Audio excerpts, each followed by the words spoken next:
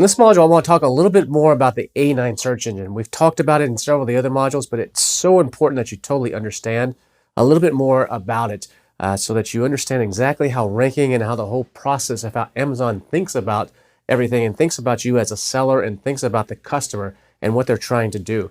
The A9, like I said before, it's about 7 to 10 people on the team. I believe it's in San Jose, California is where they're based. And those are the guys that know all the secrets to the A9. They know exactly how it works. And all we can do is try to interpretate by doing testing and seeing what works, what doesn't work, by reading the patents and getting an idea of exactly how this works. I mean, the A9 algorithm, it's an engine. It's a sophisticated tool that Amazon has developed that's unlike anything else out there. It's what's enabled them to become the third largest search engine in the world. And it's just internal to them. It's not something that anybody can access through an API or anything that's external.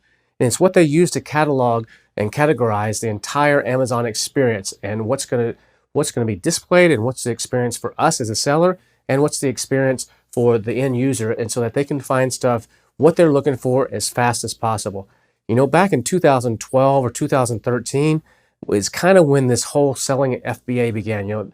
Amazon started by having stores, and you could actually have a store on Amazon, and then that kind of evolved into a little bit of a marketplace, and then Amazon went into this whole FBA or fulfilled by Amazon model, and it really started taking off around 2011, 2012 is when people started kind of jumping in. That's when some of the first courses came out that talked about this, and the people that got in 2012 and 2013 had it really easy, to be honest with you. I mean, it was very easy to manipulate the system. It was very easy to rank. There was hardly any competition. As long as you had a few keywords in there, you could be on page one. It was crazy. People made a lot of money until they made it out. They started making courses and videos and stuff saying, hey, this is super easy. You can do this in your sleep. That was true back then. It's not true now. Now everybody is seeing what a huge opportunity this is. And the A9 has gotten more sophisticated. Back when I even started, or back in the early days, there was no third-party tools. There was no Helium 10. There was just a couple little very rudimentary tools that you could use, and it was very basic. So the tools that are at our disposal now and what we can do with the data and the data that Amazon provides is just light years ahead of where it was. And the problem is most people don't know how to interpret this data. They don't know how to use the tools. They're still thinking this is an easy business, and it's not. It's a very good business, but it takes some work. When I first started, there wasn't even PPC. You couldn't even do PPC, and the PPC is just growing and growing and growing. It's become a much more integral part of the whole launch process, the whole selling process. It's baked into the A9 pretty tightly now, and it's just booming. It's a major revenue source for Amazon. And so what the A9 actually does is it actually uses both predictive and real conversion rates for product rankings. It's not 100% based on conversion. Some people think it's all about conversions and sales. And as you saw in some of the earlier modules where I kind of told you some of the key ranking points, it's not. They use both past data and they do predictive data. They have a lot of information on all the users. They know what they've been looking at, what they've been buying in the past. So the experience on Amazon for every user is slightly different. That's why sometimes when you use the tools, some of the Helium 10 tools, and you're using it, the keyword trackers and all the other tools that will actually show you positioning, you're like, that's not exactly where it shows up on my screen. It's because every user has a slightly customized experience based on their past and based on what they looked at or what they've bought in the past. The other thing is the A9 uses something called LSI, or latent semantic indexing. And LSI is a very sophisticated thing that is used in search technology. Google uses this a lot. For example, if you go to Google and you type in a large building in New York, and that's it, they know that the Empire State Building is a large building in New York. So maybe on the page, and this works the same way on Amazon, maybe in the listing on Amazon, you don't have large building in New York anywhere in your keywords. Maybe it's not in your backend, it's not in your description, it's not anywhere. You just have, you're selling maybe photos of the Empire State Building.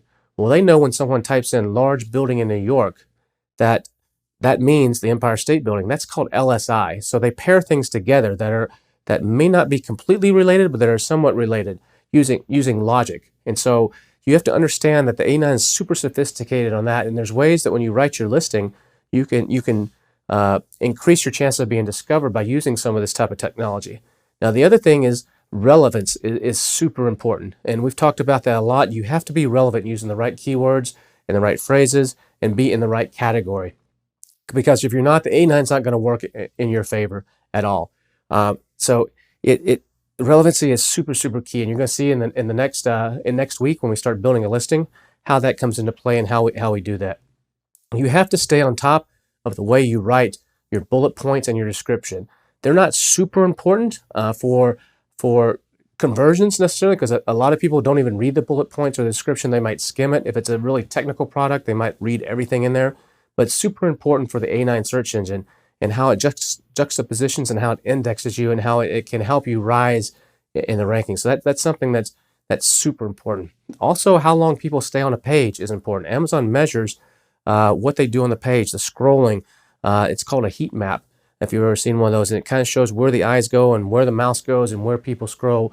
And so they use that as a gauge of interest. And if someone bounces, if someone gets your listing and is off of that really fast, it's called a bounce rate.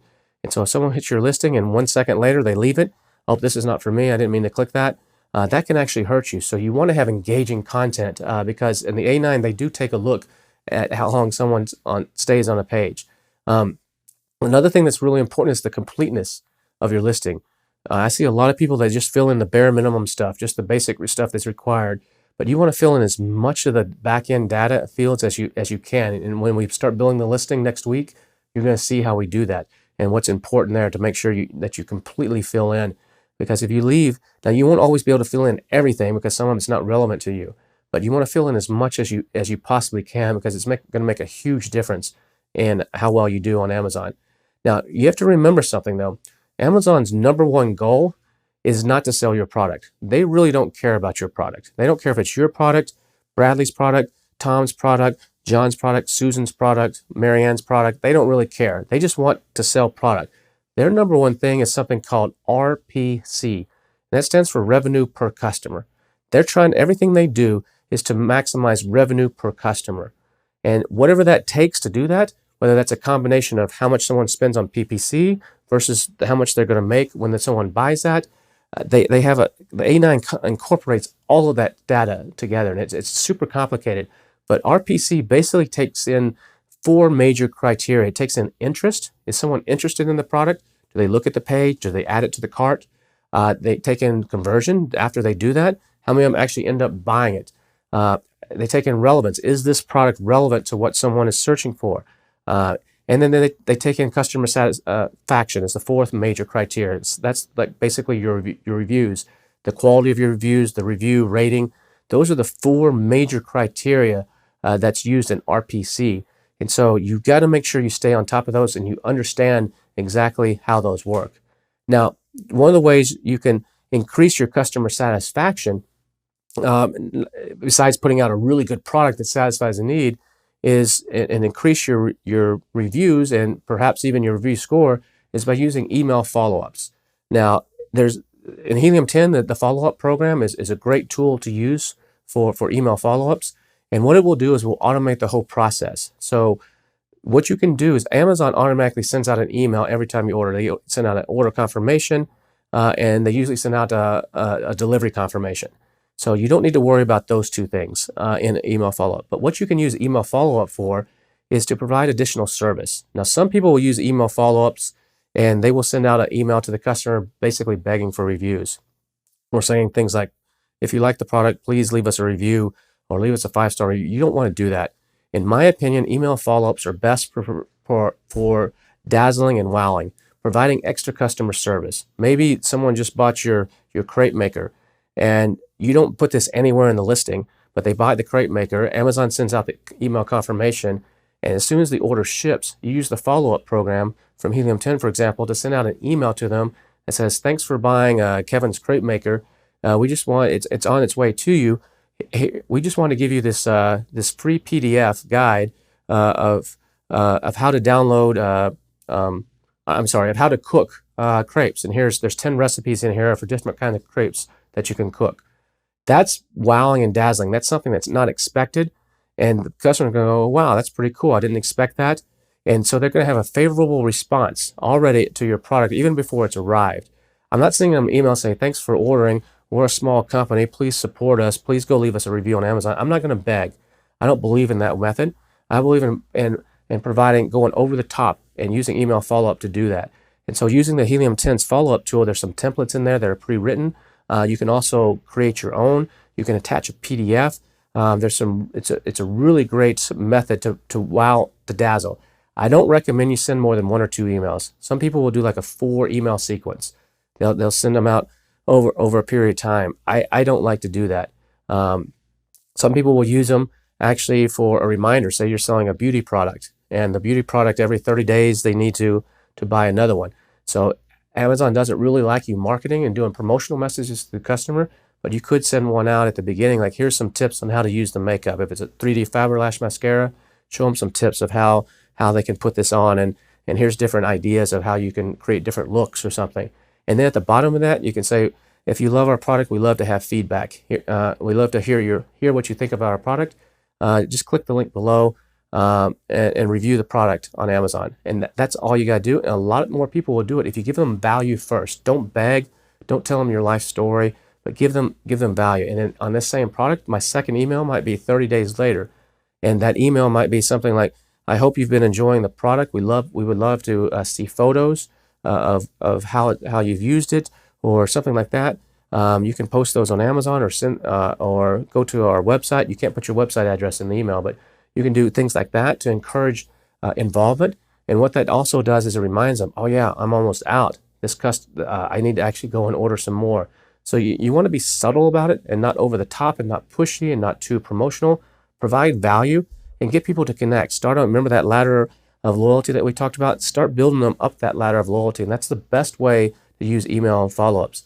Now, about 30% of the people or so on Amazon opt out. They're not even going to get your message. There is a way, if you have something that's super important, it's like you've got to get it through to them because it's a customer service issue. And maybe there's a problem with your product and you got to let them know, please, we're sending you a replacement or something like that. You can put the word in brackets, like the brackets, the little C kind of looking thing, open bracket and close bracket, and then put the word important in the subject line, and then your message, that will go through to anybody who has opted out, who has said, I don't want to receive messages from third-party sellers on Amazon. But don't misuse that. Use that only for really, truly important things, and then the message can go out. But those tools, the follow-up tool can be a great way to provide extra value and hopefully engage the customer, which then in turn can lead to more reviews. Your average review rate without doing something like that might be around 1%, 1 to 2%. But if you do a follow-up correctly, not begging, but providing extra value, you could get that up to 3, 5. I know some people even get it up above 10%. It just depends on your market and how good you are at the creative of that. But that's something super, super important. Another thing is you always want to use FBA when you can. The A9 algorithm favors FBA. It favors that over FBM. It gives preference to the listings that anything Amazon can ship because they know it's going to be a better customer experience. Amazon's all about the customer. They really don't care too much about the sellers. They've been coming around lately and starting to care a little bit more about the sellers. But their main focus is customer.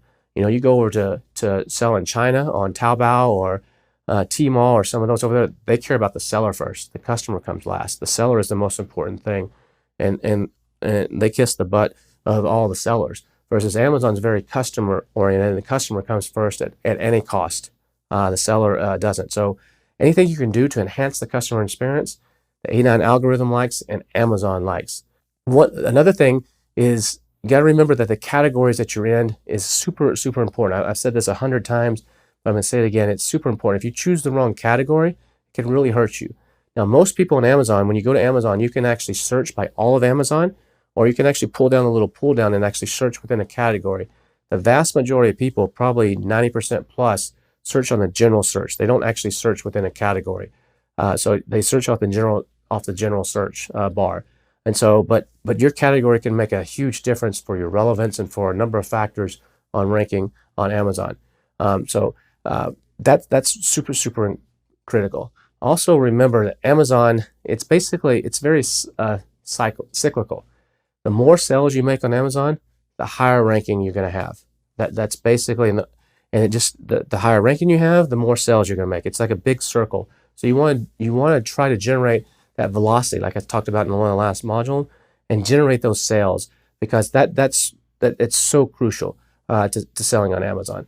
Now, this is a little bit more about the A9 algorithm, so I hope you really understand kind of how the logic of how Amazon thinks and how the customer thinks and how these all work together with what your goals are trying to do. Because what I hope you're starting to see now, how you're going to be able to get this freedom ticket by doing this course to have the life that you want, and hopefully earn the money that you deserve. So that's it for this week's lessons. Next week, we're going to be talking about how to build a listing, how to do the title, the images, the back-end keywords, all that kind of stuff. We're going to go into detail on that. So I look forward to seeing you again next week. And until then, take care.